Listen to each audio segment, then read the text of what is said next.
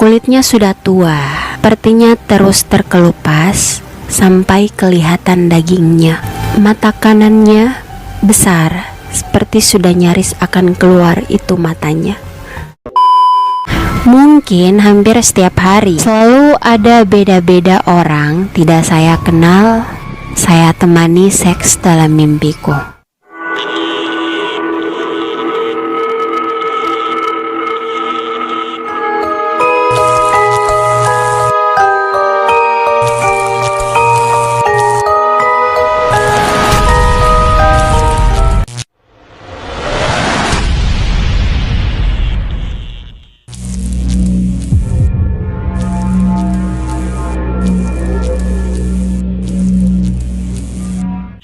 Hai guys, welcome back to my channel.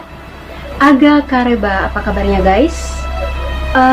Beberapa hari yang lalu aku tanya-tanya, sharing-sharing ke teman-teman, dan ternyata mereka memiliki pengalaman horor. Jadi video kali ini aku akan share ke kalian kisah nyata dari pengalaman teman-teman kita yang sudah mengirimkan. Sebelum kita mulai, saya ucapkan dulu terima kasih yang sudah berpartisipasi di channelku ini. So, tanpa berlama-lama lagi, kita mulai videonya. Fokuskan mata dan juga telinga, karena video kisah nyatanya akan dimulai. Pertama saya lihat hantu itu saat masih di Jalan Gatot saya tinggal. Oke, jadi guys, aku mau cerita dulu sedikit.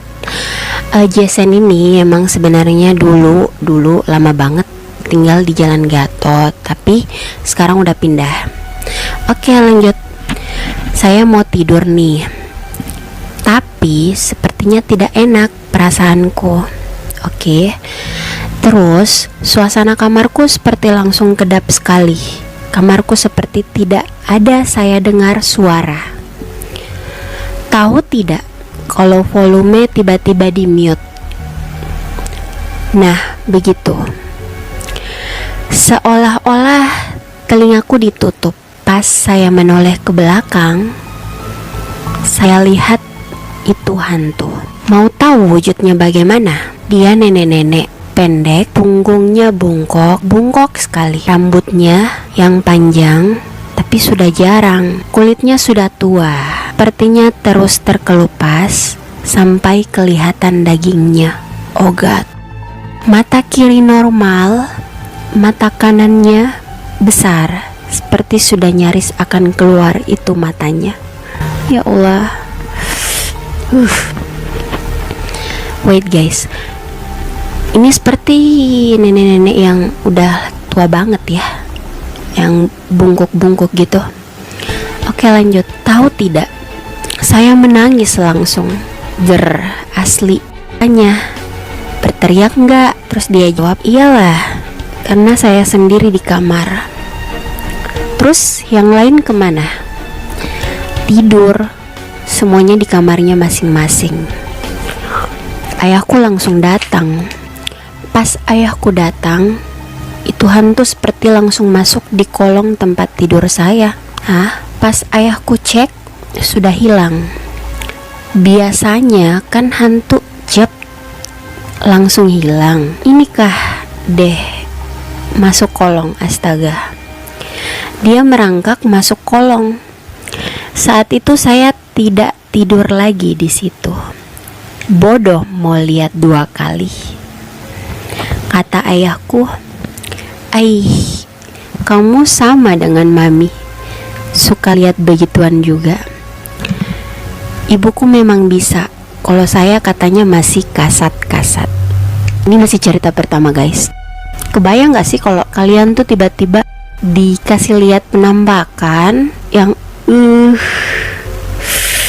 astagfirullah deh ya, amit-amit wujudnya gitu.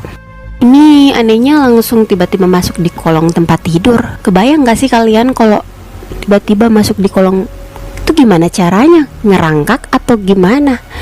Oh, dia tempat tidurnya itu guys, kayak mungkin yang tempat tidur yang kayak biasanya pada umumnya, yang kayak yang kayak zaman dulu ya, apakah yang dari kayu aja tapi ada kolong di bawahnya. Ya mungkin, tapi nggak habis pikir aja sih kok bisa sih masuk di kolong tempat tidur. Maksudnya ngerangka gitu atau apa, kayak di film-film ya. Oke, lanjut. Ini cerita keduanya. Ini masih pengiriman dari kakak Jason. Pas saya jalan pulang tengah malam, ada saya lihat yang terbang. Apa tuh? Pas saya pulang nongkrong di Hertasning saat itu. Hertasning ini guys, sedikit info, Hertasning ini salah satu jalan di Makassar yang memang kebetulan ya bisa dibilang ya sih lumayan sepi kalau udah larut malam gitu. Jalan raya sebenarnya, tapi kadang lumayan sepi. Terus penerangannya juga kurang. Oke, lanjut. Sudah tidak ada kendaraan. Saya melihat kuntilanak terbang seperti menyeberang ke pohon lain. Saya mutar langsung dong. Bodoh amat, tidak ada. Ya guys, jangan ditiru ya. Mungkin karena udah ketakutan kali ya, langsung tiba-tiba jelek gaspol guys. Oke, lanjut. Lokasinya di Poros Hertasning. Naik motor kan, pulang habis nongkrong. Biasalah anak muda nongkrong-nongkrong sampai larut malam. Oke, lanjut di cerita ketiga. Pernah juga di Palopo. Malam-malam juga pas masuk jalan ke rumahnya nenekku, ada lagi saya lihat. Wah, apa tuh? Kayaknya Kak Jesse ini langganan dengan makhluk-makhluk gitu ya. Oke, lanjut. Ada lagi saya lihat pocong, tapi nggak ada mukanya. Wah, gogos tuh. Nope. Saya boncengan sama Yongki ini. Nah, info guys, Yongki ini adalah adiknya. Oke, lanjut. Yongki nggak lihat, hanya saya. Dibilang bisa, tidak juga kayaknya. Pocongnya berdiri di pinggir jalan. Tapi kalau aku suruh saya deteksi di sini ada apa tidak, kayaknya saya nggak bisa rasanya. Itu hari juga ada temennya ibuku, orang Jawa, kebetulan nginap di rumah sementara. Bisa lihat jelas dia begituan. Saya mau dibukakan full mataku, tapi saya tolak karena saya tahu dede seram sekali. Oke, kayaknya kalau aku lihat pocong kayak gitu langsung kabur. Tapi gimana guys, menurut kalian? Kalau kalian di posisinya Kak Jason, apa yang kalian lakukan? Apalagi sampai jadi langganan gitu ya. Kayaknya hantu-hantunya tuh suka sama Kak Jess, pengen meet up terus. Natchkal ya hantunya. Oke, lanjut di cerita selanjutnya. Cerita selanjutnya ini pengirimnya dari kakak Taufik. Hai kakak Taufik, terima kasih udah mengirimkan ceritanya, sharing ke sini, berpartisipasi di channelku dengan pengalaman pribadinya.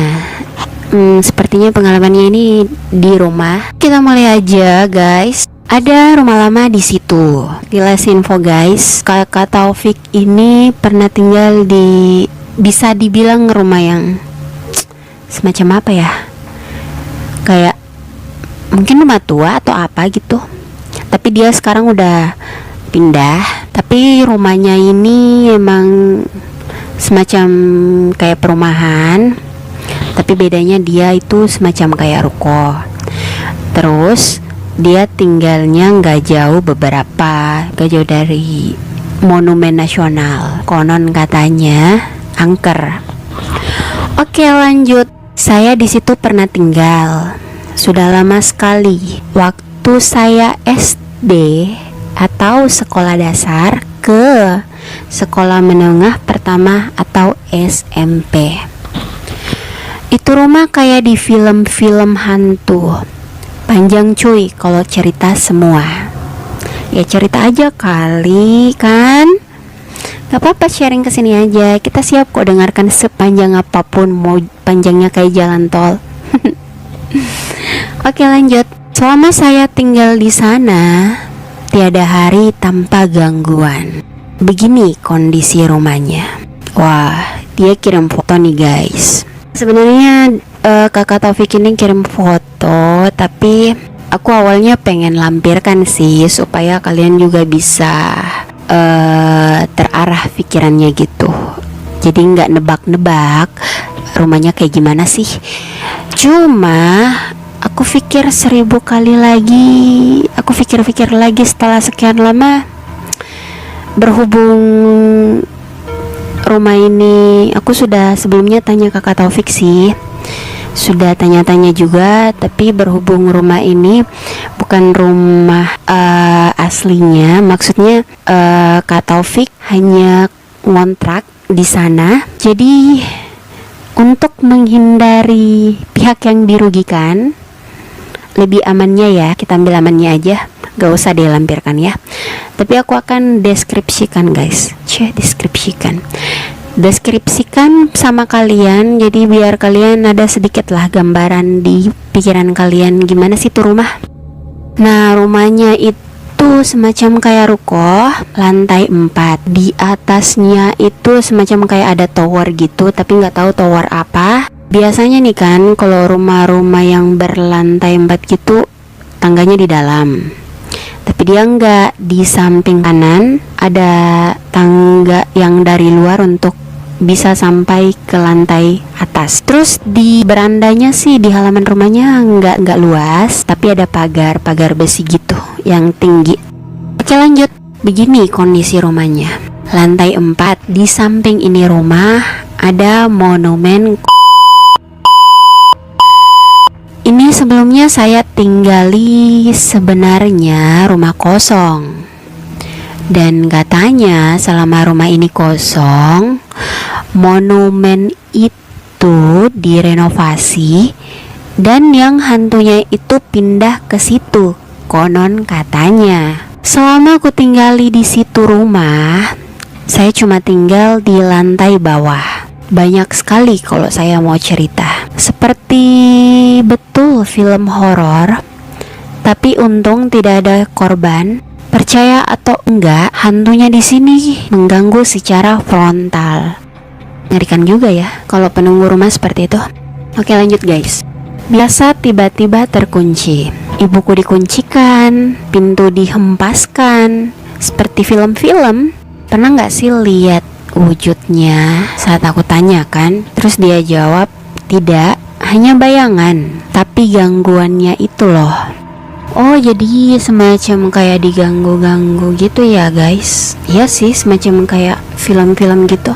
Pernah gak sih kalian nonton film horor terus tiba-tiba pintunya kayak dihempaskan gitu, jump scare gitu, ibunya tiba-tiba dikuncikan. Aduh, gimana ya tuh rasanya kalau tinggal yang kayak gitu. Tapi aku pernah sih punya pengalaman yang rumah-rumah kayak gitu. Aku juga sewa waktu itu. Next lah ya aku cerita. Oke lanjut. Ada satu ceritaku yang tidak akan pernah saya lupa. Kalau kamu perhatikan saya, maksudnya wajahnya guys, ada beberapa bekas luka di kelopak mataku. Semua itu saya dapat dari rumah ini. Kalau saya ke lantai 3 itu pasti saya jatuh tanpa sebab, terus terbentur mataku di meja kaca. Asli kayak setan-setan. Gimana ya guys, ini sampai hantunya malah main fisik nih. Ngeri juga sih. Oke lanjut. Dan ada satu kejadian yang semua keluargaku tidak bisa lupakan.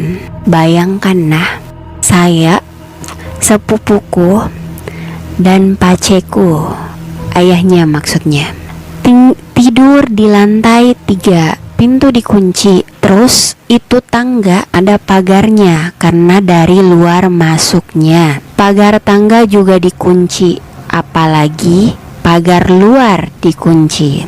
Nah, ini ada lampiran fotonya guys. Seperti yang saya bilang tadi, Kakak Taufik memang mengirimkan foto, tapi sayangnya saya nggak bisa lampirkan, hanya bisa deskripsikan ke kalian. Jadi lantai 1 itu paling atas. Kalau dilihat dari luar sih semacam orang-orang nggak tahu sih kalau itu lantai 1 itu lantai 2, karena gimana ya jelasannya. Intinya tuh lantai 1 ada di paling atas. Dihitungnya gitu, lantai 1 paling atas, lantai 2 sebelah kiri. Jadi tangganya itu tangga masuk untuk ke lantai atas di sebelah kanan. Tepatnya berada di lantai 3 di sebelah kanan. Bisa masuk nggak ke otak kalian? Semoga sih ya. Nah, sepupunya itu di luar, di depan pagar. Ceritanya gitu, descriptionnya. Oke lanjut, percaya tidak percaya, tiba-tiba subuh-subuh ada sepupu saya di luar. Bagaimana caranya bisa keluar? Gimana ya? Mereka di lantai atas, di lantai 3 pertama. Semua pagar dikunci, termasuk pagar tangga untuk sampai ke lantai 3 dan juga di pagar halaman rumahnya, berarti di pintu utama. Artinya kalau mau sampai ke lantai bawah harus lewat di tangga yang dipagari. Terus kalau udah nyampe di depan rumah, artinya harus buka pintu pagar dulu dong yang di halaman rumah. Tapi ini kenapa tiba-tiba sepupunya ada di luar? Iya ya, bagaimana caranya bisa keluar? Menurut kalian gimana guys? Komen di bawah ya. Oke lanjut. Subuh-subuh dia ketuk-ketuk pagar. Oh, maksudnya sepupunya. Kalau dilogikakan, satu-satunya cara bisa keluar ya lompat. Iya sih. Kayak orang kebingungan itu sepupuku. Ditanya kenapa bisa di luar, dia bilang bangun-bangun sudah ada di luar. Nah, sebelumnya kan guys aku tanya lagi nih, apa dia demam? Biasanya kan kalau kaget gitu pasti demam tuh kan, apalagi tentang hal mistis gitu. Tapi katanya dia demam, cuma pas bangun baik-baik aja. Oke lanjut. Sekarang jadi gudang itu rumah. Mau ke sana? Waduh, Kak Taufik nantangin nih guys. Gak deh, makasih. Aku nggak minat kalau konten-konten uji nyali gitu. Ya, kalau yang kayak gini sih sebenarnya aku pernah ngalamin guys. Tapi next deh ya, aku cerita. Kalau kalian mau aku cerita, support dong. Oke lanjut. Ada cerita lain lagi nih, tapi masih dari Kakak Taufik. Saya pernah juga main jelangkung waktu masih tinggal di situ. Oh, natchkal nih ya, bandel banget Kakak Taufiknya. Oke lanjut. Rasa penasaran tinggi di situ, toh ditulis nama baru nyanyi. Ya sih, aku waktu kecil juga bandel-bandel gitu. Terus ada temanku naik arisannya. Oh, maksudnya ini ada yang ya namanya kena gitu. Oke lanjut. Langsung demam tinggi beberapa hari. Berhamburan semua pas bergerak itu boneka. Bandel sih, natchkal banget. Oke, menurut kalian gimana guys? Aku sih pernah ya kalau masalah main jelangkung gitu ya, pernah juga sih. Pas iseng doang kan ya. Apa ya? Nggak tahu deh. Kalau zaman bocah-bocah gitu, rasa ingin tahunya tinggi. Tapi pas udah nyaho, udah kena, udah deh demam. Semuanya juga gitu. Aku pernah juga gitu. Ada teman-temanku juga yang ikutan demam. Pas iseng-iseng gitu, main-main gitu, dan beneran bonekanya gerak-gerak, udah deh kita berhamburan, lari-lari nggak jelas, ketakutan. Padahal nggak tahu sih sebenarnya ada atau enggak. Well, menurut kalian gimana guys? Pernah nggak sih kalian punya pengalaman yang sama? Komen di bawah ya. Atau kalian punya pengalaman mistis, boleh banget kalian share ke aku, partisipasi, nanti aku bacain. Ntar kalau kalian mau aku sebutin namanya boleh, gak mau aku sebutin juga boleh. Ini pengirimannya saya sengaja untuk menyembunyikan identitasnya, namanya aku nggak sebutkan. Dan buat kamu yang mengirim ini, terima kasih banyak udah berpartisipasi di channelku dan mau sharing pengalaman horornya. Oke, kita mulai aja guys. Begini, waktu saya mau tidur sekitar jam 12 malam, antara sadar dan tidaknya, antara tidur dan tidak, saya tutup mataku mungkin sekitar 20 menit. Tiba-tiba ada yang elus-elus kepalaku. Saya pikir adik saya, tapi saya lupa ternyata tidur sendiri. Apa sih guys? Apa itu?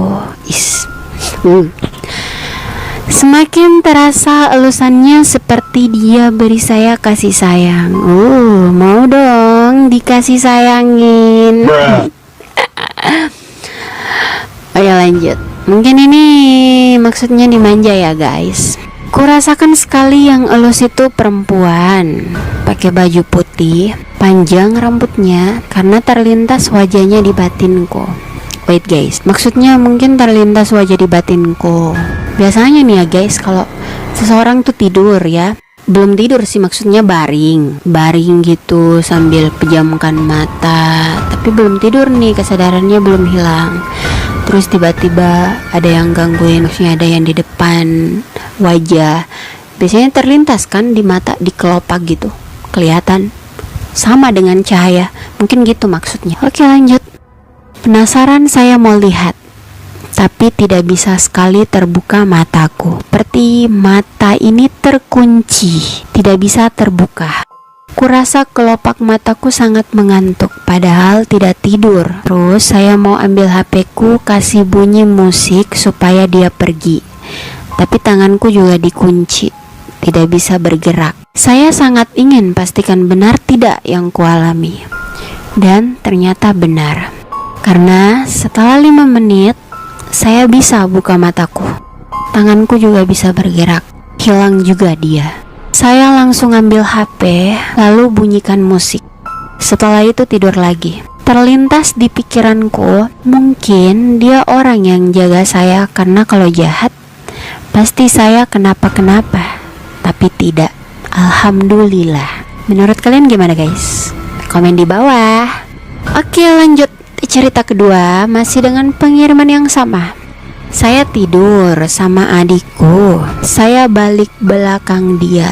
Oh maksudnya dipunggungin guys. Saya suruh tarik rambutku sampai beberapa menit berhenti. Oh mungkin maksudnya dipijit-pijit guys.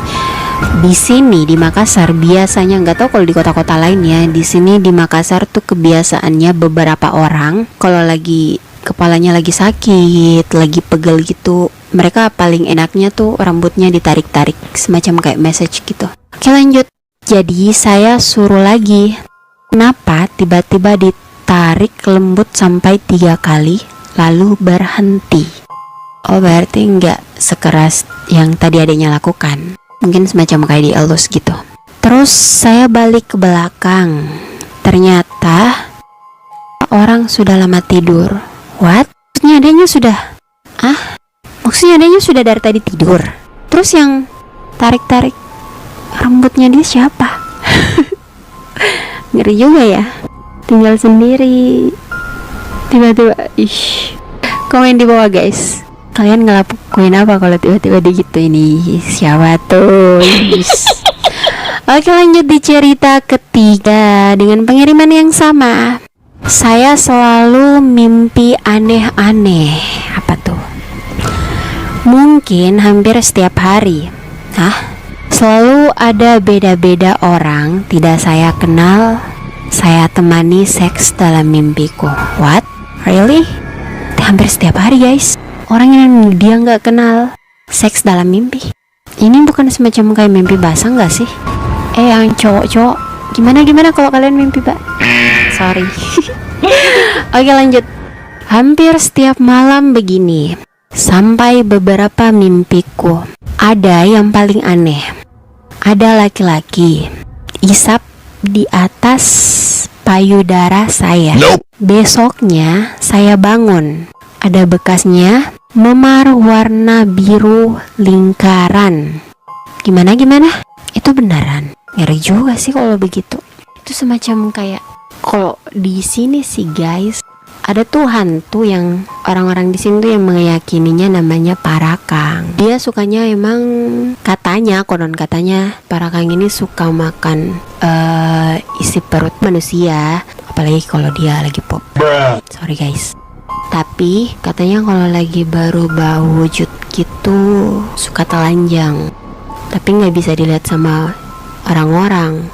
Cuma ciri khasnya Parakang itu kalau habis ngisap gituan atau seenggaknya habis jilatin tubuh manusia itu, ya ada semacam kayak lingkaran biru, lingkaran hijau di bekas yang dia jilat atau isap. Manusia juga, cuma apa ya, semacam kayak gitu untuk mencari kekayaan. Iya, hampir sama sih dengan yang memelihara kayak tuyul, babi ngepet, semacam kayak gitu. Cuma bedanya yang pengen ini, yang majikan ini yang jadi Parakang. Jadi dia nggak punya anak buah, semacam kayak gitu. Kalau tuyul kan majikannya antang-antang di rumah, duduk-duduk di rumah nungguin tuyulnya bekerja tuh, babi ngepetnya bekerja tuh. Kalau ini enggak, majikannya. Tapi benar sih guys, katanya kalau di konon katanya nih ya, kalau diapa-apain sama jin atau hantu itu efeknya akan begitu sih. Kalau menurut aku sih, kalau sampai mimpi atau diapa-apain gitu sama makhluk halus yang ngerasain nyata gitu. Karena ada tuh pernah temanku juga cerita, dia hampir beberapa kali ngerasain kayak gitu. Semacam dia ngerasain lagi seks, pengen buka mata nggak bisa. Cuma emang dia sadar kayak nggak tidur, tapi dia ngerasain. Cuma ada juga yang temanku juga pernah, ada lagi nih temanku yang pernah ngerasain juga, dia bisa buka mata, ngerasain nge-seks juga, nggak tahu siapa, dia ngerasain, tapi pas buka matanya nggak ada siapapun di depannya. Itu kondisinya kamarnya lagi remang-remang, agak-agak gelap gitu, tapi dia masih bisa lihat kondisi sekitarnya. Cuma emang gak ada orang, tapi anehnya dia masih bisa ngerasain. Gimana sih menurut kalian? Komen di bawah guys. Tapi gini ya, katanya sih, konon katanya, pernah aku baca juga artikel di internet, katanya biasanya kalau tidur, sorry guys, maaf banget, tidur telanjang nggak pakai busana apapun atau bahkan hanya pakai daleman, biasanya tuh makhluk sangat mudah gerayangi kita gitu. Jadi makanya hati-hati guys kalau tidur itu yang lengkap pakaiannya. Itu makanya kalau nggak salah Islam ngelarang gitu juga ya. Kalau tidur, kalau nggak salah nih ya, kalau nggak salah ingat tuh, kita dianjurkan untuk tidur dengan sebelum tidur wudu, terus pakai pakaian yang bersih, yang lengkap, jangan sampai telanjang. Karena di sekitar itu kalian nggak tahu siapa kan, ada yang ngeliat juga, kali aja jinnya jatuh cinta sama lo. Jadi gitu sih. Makanya hati-hati ya guys, jangan sampai karena nggak bagus juga sih untuk kondisi fisik kita. Mungkin malam Jumat jam 8.30, tidak tahu kenapa saya seperti sangat ingin pergi di makamnya ayahku. Terlintas di pikiranku mau ke sana malam-malam. Jadi saya ke sana jalan kaki sendirian kayak orang bodoh-bodoh. Kebetulan dekat makamnya dengan rumahku. Sesampainya saya di sana, saya menangis sendirian. Tidak ada rasa takutku. Sekitar 25 menit saya duduk di depan makam ayahku. Tiba-tiba ada yang gerak-gerak. Kirain tikus. Jadi saya hiraukan, tapi gerak-gerak lagi. Jadi saya balik ke belakang. Ternyata saya lihat kain putih berdiri. tidak sempat saya lihat sampai atas mukanya. Langsung saya pulang. Di situ baru ada rasa takutku, kenapa saya bisa ke kuburan malam-malam sendirian. Ih, siapa tuh? Apakah Mr. K atau Mr. P? Makanya guys, ya sih sedih juga sih, apalagi kalau lagi kangen-kangennya sama orang tua kan. Turut berduka cita ya mbaknya. Tapi ya yang tabah, yang kuat. Saran nih, kalau misal lagi tengah malam, udah malam, terus lagi kangen-kangen banget nih sama yang seseorang yang udah meninggal, tapi nggak bisa ke sana, nggak usah ke makamnya, cukup ambil Al-Quran, bacain surah Yasin, atau kalau enggak juga Al-Ikhlas saja.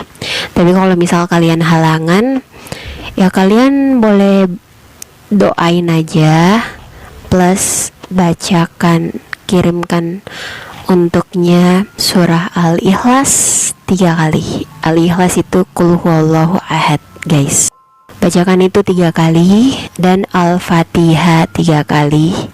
Lalu doakan mereka, semoga mereka baik-baik aja, diberi penerangan dengan kiriman doa kalian, dan diharamkan dari siksa kubur dan api neraka. Itu aja sih guys dari aku sarannya. So masih ada satu cerita lagi nih guys dari pengirim yang sama. Oke, kita lanjut ya. Ini cerita terakhir. Sebelumnya saya cerita dulu.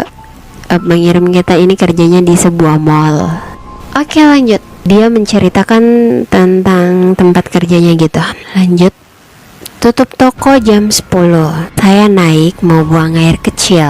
Jadi setelah info, kebetulan mall tempat kerjanya itu di 2 lantai. Jadi dia kerja di lantai 1.